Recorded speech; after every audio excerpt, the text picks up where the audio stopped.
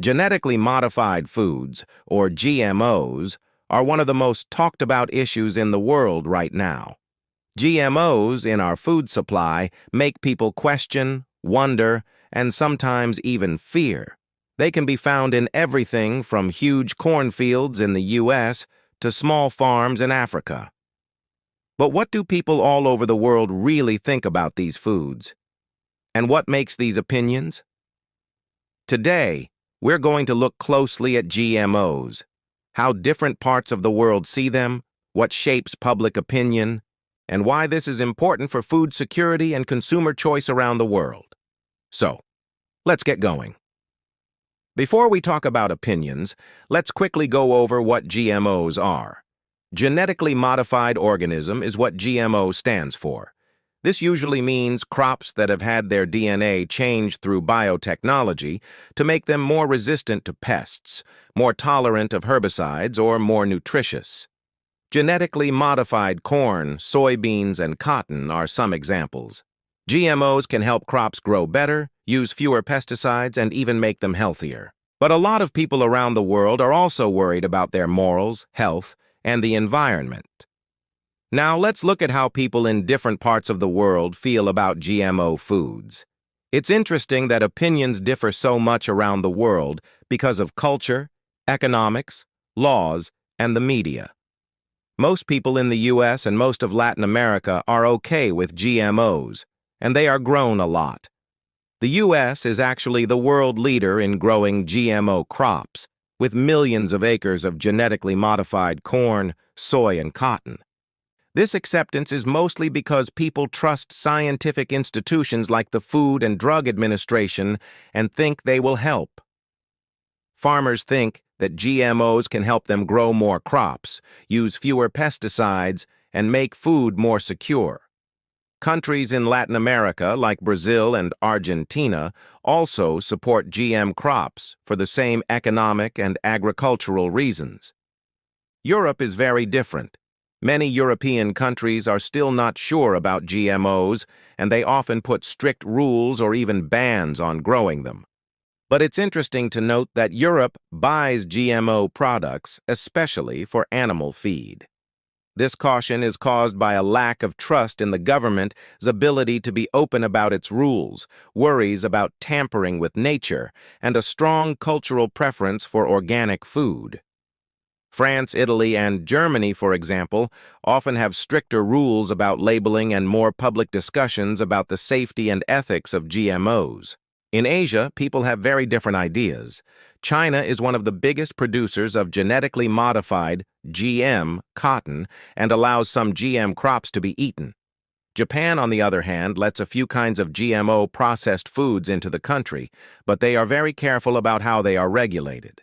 People in India and South Korea have mixed opinions, and safety concerns and media coverage often make people less likely to believe in the safety of the product. This mixed view is due to both regulatory approaches and cultural and historical experiences with food safety and biotechnology. Africa is a one-of-a-kind case. Countries like South Africa and Burkina Faso have allowed genetically modified GMO crops like cotton and maize. But a lot of other places still have bans, usually because of social or political issues, public distrust, or fear of corporations controlling seeds. When there are problems with food security, people may be more open to GMOs because these crops can help fight pests, drought, and low yields. But in general, people don't accept it very much, which shows how complicated the relationship is between need, ethics, and trust in institutions. In Australia, public opinion is pretty even. Some places have strict rules about growing GMOs, but most places let them in. Australians are somewhat open-minded, but they often weigh scientific evidence against their own and the environment's concerns. So what makes people think about GMO foods? Let's make it simpler. 1. Scientific trust and regulation. Trust in government agencies and scientific institutions is a strong predictor of acceptance. Countries like the US that have clear rules and strict safety testing tend to be more accepting.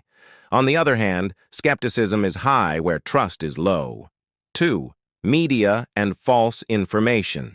Media coverage is a big part of it. Sensationalist news stories or false information on social media can make people more afraid of GMOs, usually by talking about possible health risks instead of scientific evidence.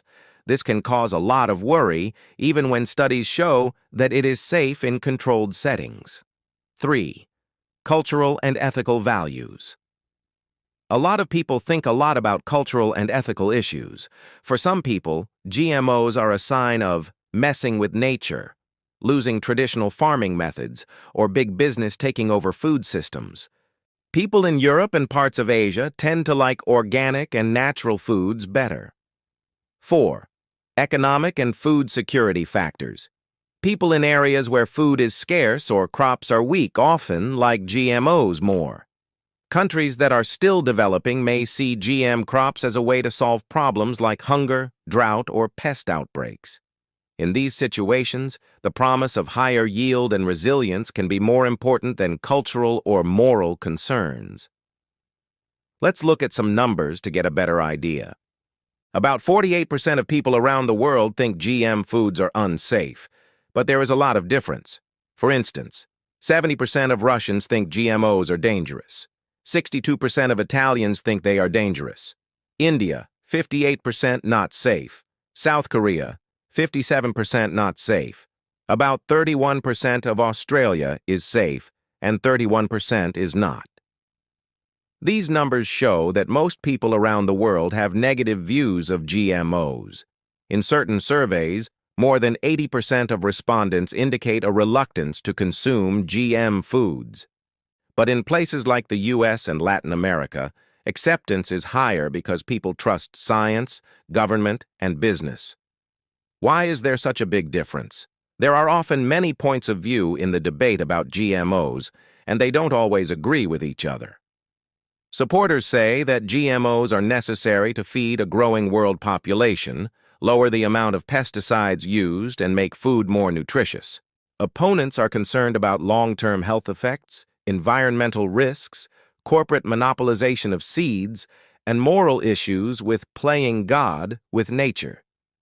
This debate is made worse by the media, cultural values, and a history of distrust of governments or businesses, especially in Europe, parts of Asia, and Africa.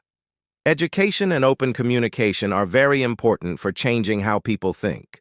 Research indicates that educating individuals about the science underlying GMOs and their prospective advantages mitigates skepticism. In the same way, clear labeling, openness in government, and independent research can help people trust you.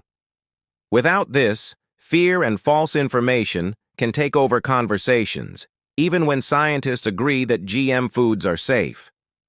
So, what does the future hold for GMOs?